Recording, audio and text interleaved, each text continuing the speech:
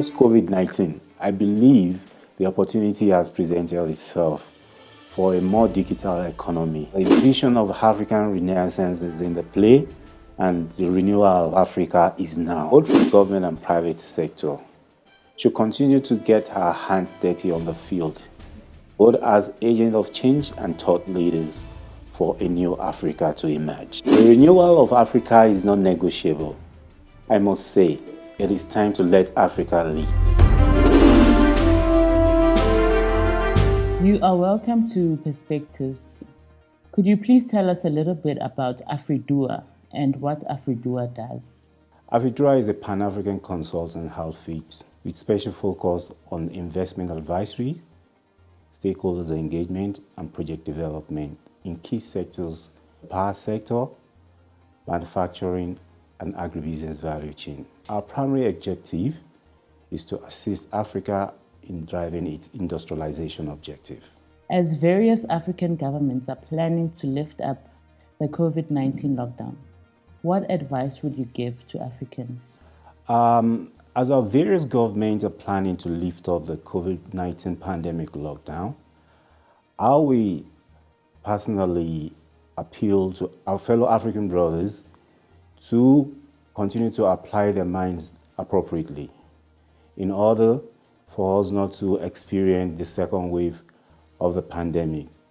It is of utmost importance for us to continue to keep personal hygiene, like practicing social distancing, wearing our masks, and washing our hands regularly. Over and above that, I believe that as a people, we should also try to apply our minds into how we can work collectively in order to be able to find lasting solution to the impact of COVID-19 pandemic on our various economies on the continent. Our various governments will be depending on us as a people for our collaboration and cooperation in order to get out of this pandemic crisis. Considering the effect of the pandemic on the continent, what recommendation would you give to address the impact of COVID-19 pandemic lockdown on Africa civil society?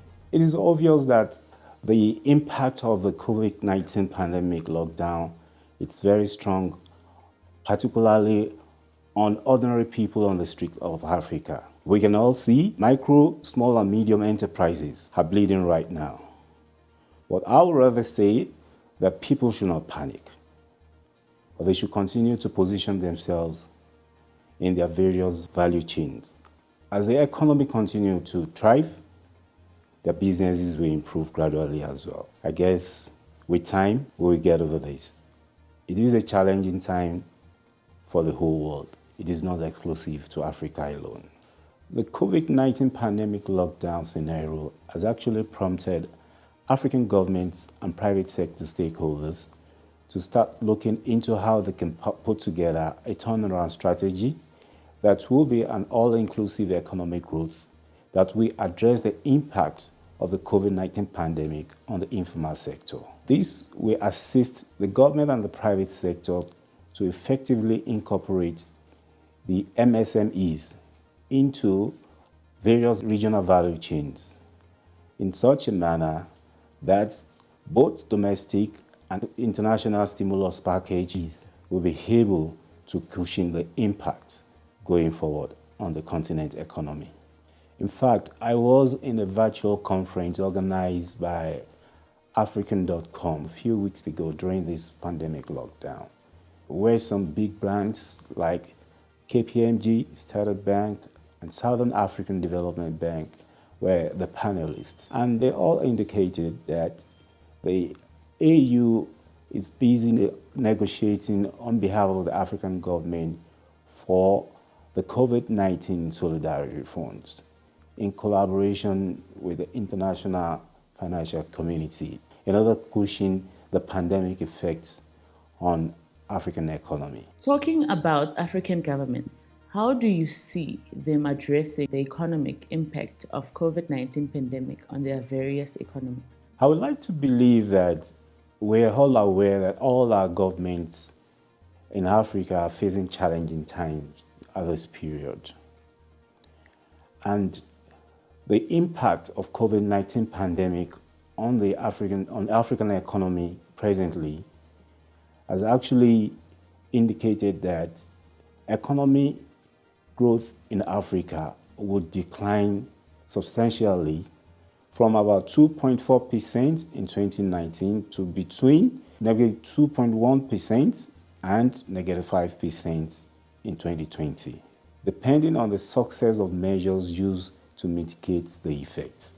The decline is primarily due to economic contraction of countries like Nigeria, South Africa, and Angola that are primarily dependent on commodities that their prices have already declined. Economic growth is projected to increase to positive level in 2021, although it will still remain below level of economic growth in 2018 and 2019. Because our government spending will remain very high in order to combat the COVID-19 effects, the continent's fiscal balance will deteriorate substantially.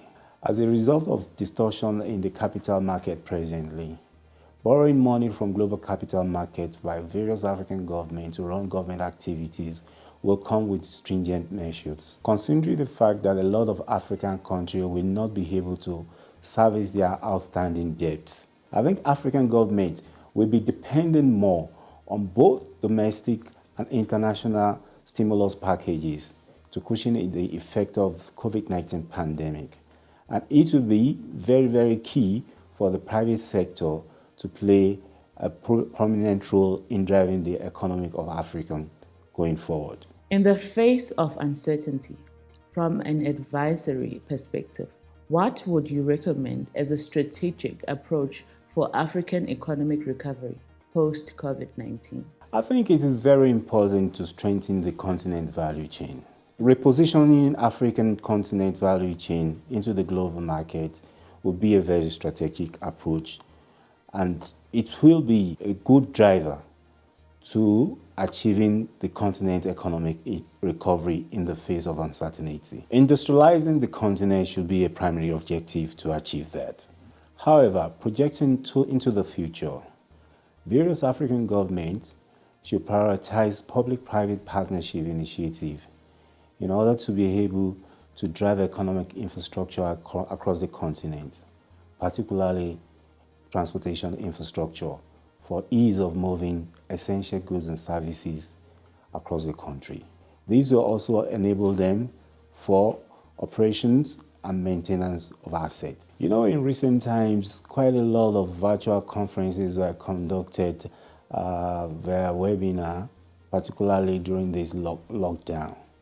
I was also privileged to be part of a virtual conference organized by Canadian African Business Chamber, where the Secretary General of the African Continent Free Trade Agreement happens to be the special guest.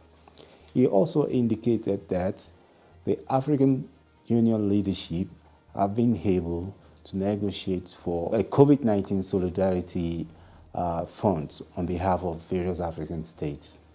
And I believe with these developments, it is very important for various African countries, particularly the strong economies, to work and hold hands together in order to be able to lift the weaker economies on the continent up and position them in the global value chain so that they can assist to lift up the weaker economies on the continent for accelerated industrial development in Africa. Do you believe that Africa Free Trade Area Agreement will work for the continent? This is considering the fact that we had heard about the new Partnership for Africa's Development, NEPAD, in the past, and it fizzled out. I don't believe that NEPAD fizzled out. In the past, NEPAD was at the advocacy stage, but for this presently and for a while, it has been at the implementation stage.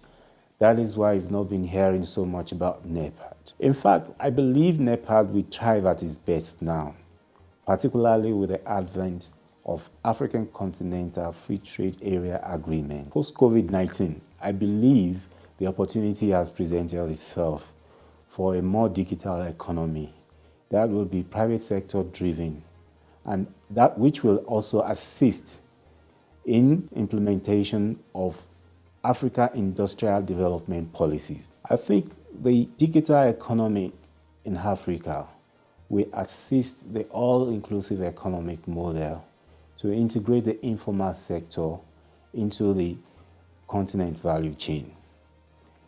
It will also assist to meet the needs of people like the youth and women, disadvantaged, and old people. All these will be required to be factored in as both private sector and governments seek to recover from the COVID-19 effect on their various economies. What intervention economic solution can the private sector proffer for the continent post-COVID-19? The African Free Trade Area Agreement will go a long way for private sector-driven economies on the continent, in collaboration with international financial communities, indigenous and international investors. To accelerate industrialization on the continent, African power sector needs to be more digitalized. There is a need to provide electricity utilities for development of both urban and rural development on the continent, and also to improve e-commerce in Africa. Enhanced mobile broadband will be required to be deployed across the continent to enhance implementation of smart grid, artificial intelligence, Internet of Things, to improve on our automated manufacturing industry, agribusiness value chain to enhance agro-processing in Africa, and also our automated industry. All this can only be driven effectively by the private sector. Major Pan-African telecom brands like MTN from South Africa, Globacom from Nigeria, Safaricom from Kenya will have to work with some of these electricity power holding entities to achieve this objective. Do you think African Free Trade Area Agreement can reposition African countries in the global value chains? I think African Free Trade Area Agreement should be able to drive the continent's value chains and integrate it into the global value chain, because it is their primary objective to do so. Presently, there is an ongoing negotiation on services schedule to start developing or producing homegrown solutions that will reposition the continent value chain into the global markets. Regional and national trades and industrial priorities are already in progress for implementation strategies, particularly from the private sector and government perspectives. I believe the manufacturing sector will play a very key role in integrating the continent into the global value chain.